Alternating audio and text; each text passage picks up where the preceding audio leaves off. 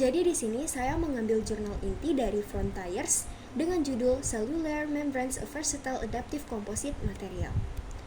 Membran sel merupakan suatu struktur yang sangat dinamis sekaligus kompleks yang memiliki peran mendasar dalam menunjang seluruh fungsi sel.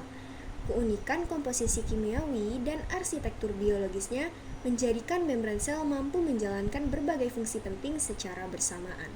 Di satu sisi, membran bertindak sebagai penghalang atau barrier yang melindungi bagian dalam sel dari gangguan lingkungan luar dan menjaga agar hanya zat tertentu yang bisa masuk atau keluar.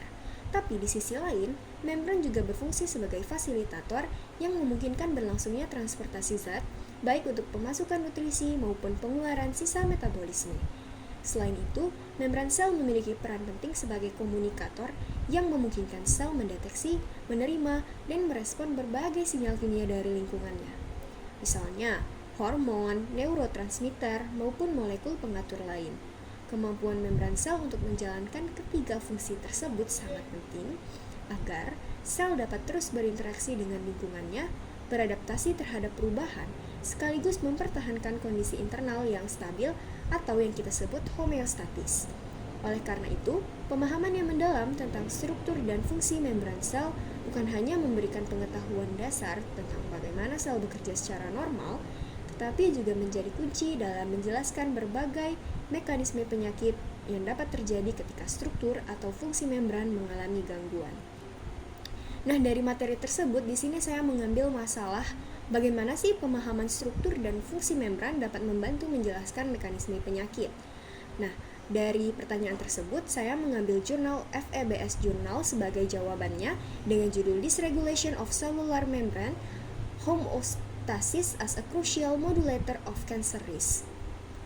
Membran sel menentukan perilaku sel, seperti pertumbuhan, diferensiasi, hingga kematian sel.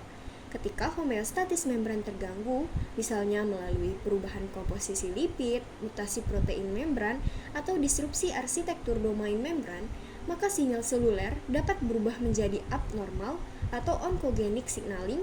Hal ini berarti membran tidak lagi menjalankan peran regulatifnya dengan benar, sehingga jalur pertumbuhan sel yang seharusnya terkendali bisa menjadi hiperaktif.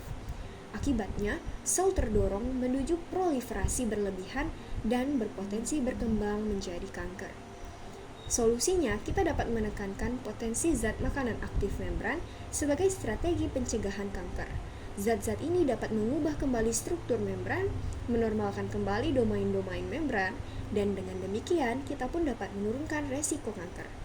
Dengan kata lain, intervensi diet tertentu bisa berfungsi bukan hanya untuk nutrisi, tetapi juga sebagai terapi membran yang memodulasi kembali homeostatis sel.